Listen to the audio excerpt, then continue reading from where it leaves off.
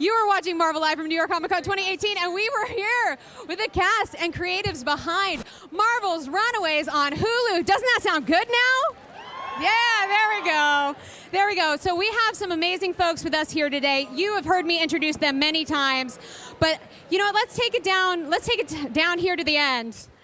Jeff and Stephanie are our EPs here, co-showrunner, head of Marvel Television. Season 2. We've seen a little bit of the hostel maybe happening. We're seeing some stuff from comics. What can we look forward to in Season 2 from the comics? You'll definitely be seeing some more things from the comics. For sure, a certain home that the Runaways will make for themselves, possibly underground in Griffith Park. And two characters from the comics that have not been introduced before. One, which you will meet today if you come to the panel, and one that will be revealed later in the season. And just in general, like this year, the kids take the battle back to the parents. So it's a shift in power. It's just bigger, bolder, more fun, more running away. What is your #1 survival tip and hack while you're on the run from your evil parents? Ooh, that's a rough one. I think just know how to take care of yourself. You know, control your powers, use it when you can. Have a good costume and a good little incognito way to hide from the world.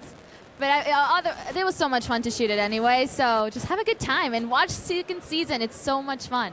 You're going to love it. How grounded are these kids? Season 2, are they so busted? Beyond busted, man. You have no idea. I mean, you know, parents have to keep order in the house, keep their kids in line, and if they get out of line, then there are consequences. Deadly consequences? Well, we can't tell you who dies. You gotta watch the show. You gotta watch the show. Well, this next question is for Alex Renzi. So the rest of the Runaways find it hard to trust Alex in Season 1. And how does this affect Alex as, you know, he's trying to overcome not being home and running from his parents in Season 2? Right. Yeah, at the end of Season 1, he's sort of in a weird standing with the group. And so a little bit, you kind of see him take his own path. At the beginning especially, kind of goes on his own journey. He meets up like an unlikely ally, I guess you could say, in Darius. And they sort of start a kinship, and you'll see where that kind of takes him in the rest of the season. But it kind of has this domino effect, that relationship with Darius and Alex together, yeah. Speaking of complicated relationships, Nico is incredibly independent as a character. How does she manage that independence while also trying to stay together with the Runaways and dealing with all of the family drama? Oh yeah, she's got a lot to deal with. Well, Nico, as much as she doesn't like to admit, does have really important qualities, you know, that you find in leaders, and she's kind of taking on a reluctant leader role for the group this year. Sorry, Renzi. I mean, you're still the main one, but I'm right beside you there. And yeah, I think Nico's independence and Nico's empathy for people because of everything that she's gone through makes her a good leader. And yeah, she has a lot on her plate this year. You'll see. So, Carolina has a little bit of a storyline at the end of Season 1 that continues, and had to grips with a lot of identity revelations. How hard was it for Carolina to learn she's not human, that Jonah is her father, and that he tried to hurt her and her friends? Well, I think in Season 1, that's a lot for her to come to terms with. But going into Season 2, she's trying to get answers as to who she is, where she came from, what her family's backstory is. And then on top of that, she's just getting comfortable with her powers, as I think we all are, and we're all really coming into our own as superheroes this season. And she's no longer afraid of what makes her different, but she's embracing it this season. Can't wait. Sparkles all day. So many rainbows and sparkles. Yes. I think, to me, the fun part about Season 2 is the train has just kind of left the station, and we're about to go on a very fun and action-packed journey. I have a lot to say. So you're on the run with your pet dinosaur, Old Lace, who is just amazing. And you're coping with mental illness. How hard is it to not only ensure your own survival, but Old Lace's this season? That's a very interesting thing that she's dealing with, because in one way, Old Lace is probably the most well-off in this group in terms of a fight. I mean, she has the teeth of a carnivore and is also a dinosaur.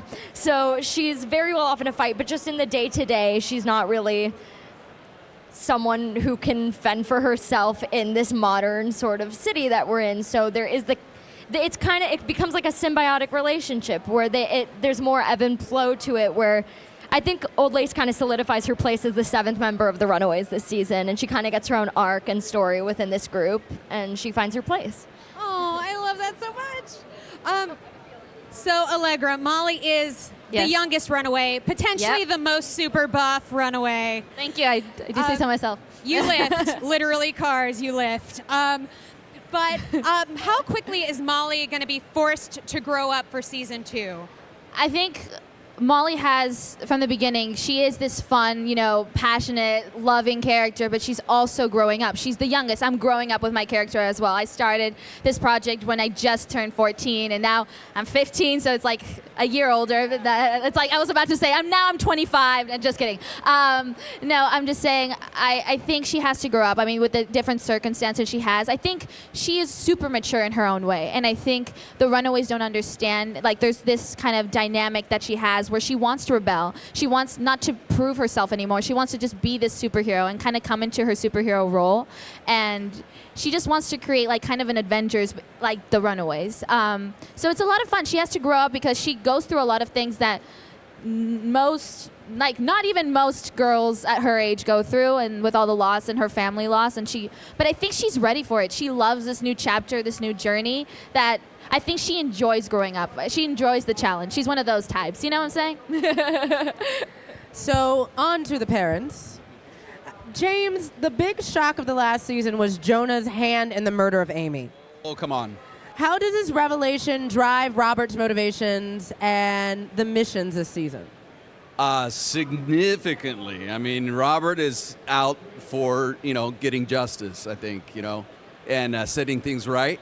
I think it's a big piece of the puzzle for Robert to take care of business with Jonah so that then he can get the family back together. It's a massive, massive motivation for him. Well, I have the Wilders here. I have to say, the Wilders are indeed, I think, the strongest unit as a couple. Their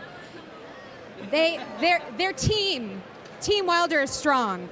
But my question is, now their kid is on the run. What is that doing to their relationship, and can they hold it together as a couple?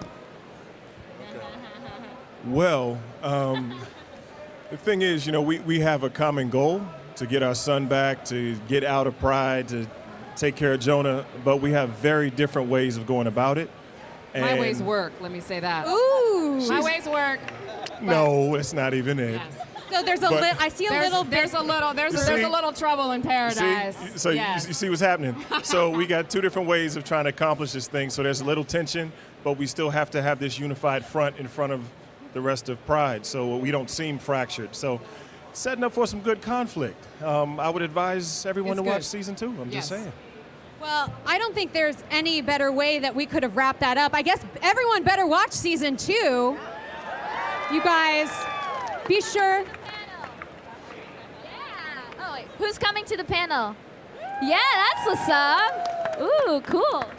Well, it sounds like you guys better check out the panel today for Marvel's Runaways, and don't miss all 13 episodes of the second season, only on Hulu, streaming December 21st. And don't miss that panel, because I feel like Stephanie already said it. They're going to announce some stuff that I don't think that you are going to want to miss.